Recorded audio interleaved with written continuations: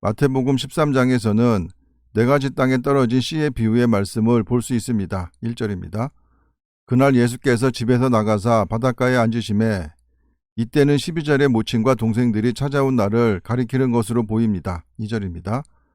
큰 무리가 그에게로 모여들거늘 예수께서 배에 올라가 앉으시고 온 무리는 해변에 서 있더니 바다를 등지고 말을 해야 바닷바람을 타고 말이 잘 전달이 된다고 합니다. 3절입니다.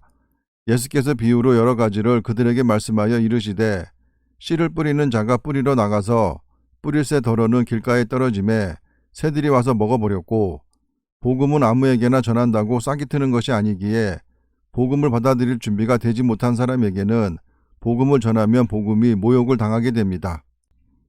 덜어는 흙이 얇은 돌밭에 떨어짐에 흙이 깊지 아니하므로 곧 싹이 나오나 해가 돋은 후에 타서 뿌리가 없으므로 말랐고 덜어는 가시떨기 위에 떨어짐에 가시가 자라서 기운을 막았고 덜어는 좋은 땅에 떨어짐에 어떤 것은 100배, 어떤 것은 60배, 어떤 것은 30배의 결실을 하였느니라. 귀 있는 자는 들으라 하시니라. 제자들이 예수께 나와 이르되 어찌하여 그들에게 비유로 말씀하시나이까? 대답하여 이르시되 천국의 비밀을 아는 것이 너희에게는 허락되었으나 그들에게는 아니 되었나니 무릇 있는 자는 받아 넉넉하게 되되 없는 자는 그 있는 것도 빼앗기리라. 진리를 받아들인 자는 구원을 받아 영생이 주어지게 되어 영화롭게 되고 진리의 말씀을 거부한 자는 하나님이 주신 구원의 은혜마저도 강탈당하여 잃게 된다는 것입니다. 그러므로 내가 그들에게 비유로 말하는 것은 그들이 보아도 보지 못하며 들어도 듣지 못하며 깨닫지 못함이니라. 이사야의 예언이 그들에게 이루어졌으니 일러스되 너희가 듣기는 들어도 깨닫지 못할 것이요 보기는 보아도 알지 못하리라. 이 백성들의 마음이 완악하여져서 그 귀는 듣기에 둔하고 눈은 감았으니 이는 눈으로 보고 귀로 듣고 마음으로 깨달아 돌이켜 내게 고침을 받을까 두려워함이라 하였느니라. 유다가 바벨론에 의해 망하게 될 때 이스라엘 백성들이 돌이킬 것을 하나님이 걱정하셨던 적이 있습니다.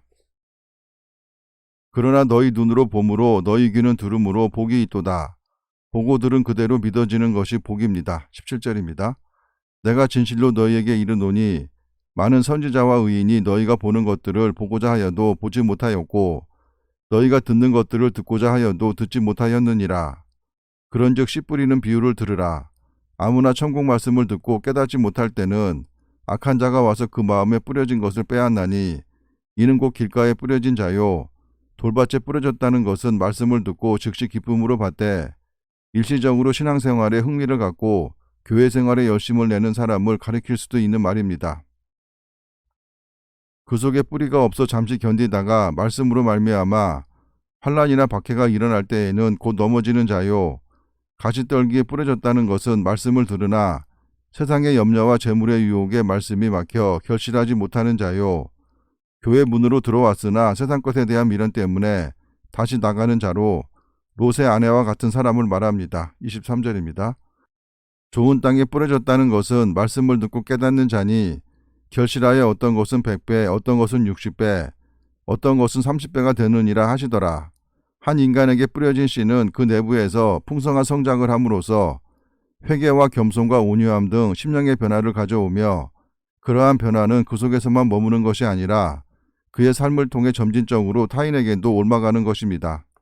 예수께서 그들 앞에서 또 비유를 들어 이르시되 천국은 좋은 씨를 제밭에 뿌린 사람과 같으니 사람들이 잘 때에 그 원수가 와서 곡식 가운데 가라지를 덧뿌리고 갔더니 사람에게 선과 악이 존재하듯 이 세상에는 선한 사람과 악한 사람이 공존하고 있습니다. 26절입니다. 싹이 나고 결실할 때에 가라지도 보이거늘 집주인의 종들이 와서 말하되 주여 밭에 좋은 씨를 뿌리지 아니하였나이까? 그런데 가라지가 어디서 생겼나이까? 주인이 이르되 원수가 이렇게 하였구나. 종들이 말하되 그러면 우리가 가서 이것을 뽑기를 원하시나이까? 주인이 이르되 가만두라. 가라지를 뽑다가 곡식까지 뽑을까 염려하노라. 둘 다 추수 때까지 함께 자라게 두라. 추수 때에 내가 추수꾼들에게 말하기를 가라지는 먼저 거두어 불사르게 단으로 묶고 곡식은 모아 내 곡간에 넣으라 하리라. 적그리스도 거짓 선지자가 유황못에 제일 먼저 들어가게 됩니다. 또 비유를 들어 이르시되 천국은 마치 사람이 자기 밭에 갖다 심은 겨자씨 하나 같으니 겨자는 씨가 작고 많이 맺힌다고 합니다. 32절입니다. 이는 모든 씨보다 작은 것이로되 자란 후에는 풀보다 커서 나무가 되매 공중의 새들이 와서 그 가지에 깃들이느니라. 이스라엘에는 겨자가 온 나라 전역에 노랗게 퍼져 있는데 겨자가 자라나서 사람 키보다도 크고 줄기가 단단해져서 새들이 앉을 수 있다고 합니다. 33절입니다. 또 비유로 말씀하시되 천국은 마치 여자가 가루 서말 속에 갖다 넣어 전부 부풀게 한 누룩과 같으니라. 적은 양의 누룩이 가루 서말을 모두 부풀리듯이 보잘것없이 시작된 천국 복음이 세상 곳곳에 퍼져나가게 된다는 것입니다. 예수께서 이 모든 것을 무리에게 비유로 말씀하시고 비유가 아니면 아무것도 말씀하지 아니하셨으니 비유란 일상생활의 단면들을 예를 들어 전하고자 하는 말의 요지를 쉽게 이해시키고자 하는 것입니다. 35절입니다. 이는 선지자를 통하여 말씀하신 바 내가 입을 열어 비유로 말하고 창세부터 감추인 것들을 드러내리라 함을 이루려 하심이라. 본절은 시편 78편 2절에서 인용한 것입니다. 이에 예수께서 무리를 떠나사 집에 들어가시니 제자들이 나와 이르되 밭의 가라지의 비유를 우리에게 설명하여 주소서. 무리는 들을 귀와 볼 눈을 갖지 못한 사람들을 말합니다. 37절입니다. 대답하여 이르시되 좋은 씨를 뿌리는 이는 인자요 밭은 세상이요 좋은 씨는 천국의 아들들이요 가라지는 악한 자의 아들들이요 가라지를 뿌린 원수는 마귀요 추수 때는 세상 끝이요 추수꾼은 천사들이니 그런즉 가라지를 거두어 불에 사르는 것 같이 세상 끝에도 그러하리라. 인자가 그 천사들을 보내리니 그들이 그 나라에서 모든 넘어지게 하는 것과 또 불법을 행하는 자들을 거두어내어 불법을 행하는 자들은 하나님의 율법과 계명들을 지키지 않는 자로 바울은 불법의 사람을 가리켜 멸망의 아들이며 하나님을 대적하는 자라고 했습니다. 42절입니다. 풀무불에 던져 넣으리니 거기서 울며 이를 갈게 되리라. 그때의 의인들은 자기 아버지 나라에서 해와 같이 빛나리라. 귀 있는 자는 들으라. 천국은 마치 밭에 감추인 보화와 같으니 사람이 이를 발견한 후 숨겨두고 기뻐하며 돌아가서 자기의 소유를 다 팔아 그 밭을 사느니라. 랍비 율법에 따르면 만일 일꾼이 밭에서 일하다가 보물을 발견하고 그것을 파내었으면 그 보물은 당연히 그 밭 주인의 소유가 된다고 규정하고 있습니다. 45절입니다. 또 천국은 마치 좋은 진주를 구하는 장사와 같으니 진주는 당시 페르시아 왕과 인도양 등지에서 채취한 것이 가장 고가품으로 여겨졌다고 합니다. 46절입니다.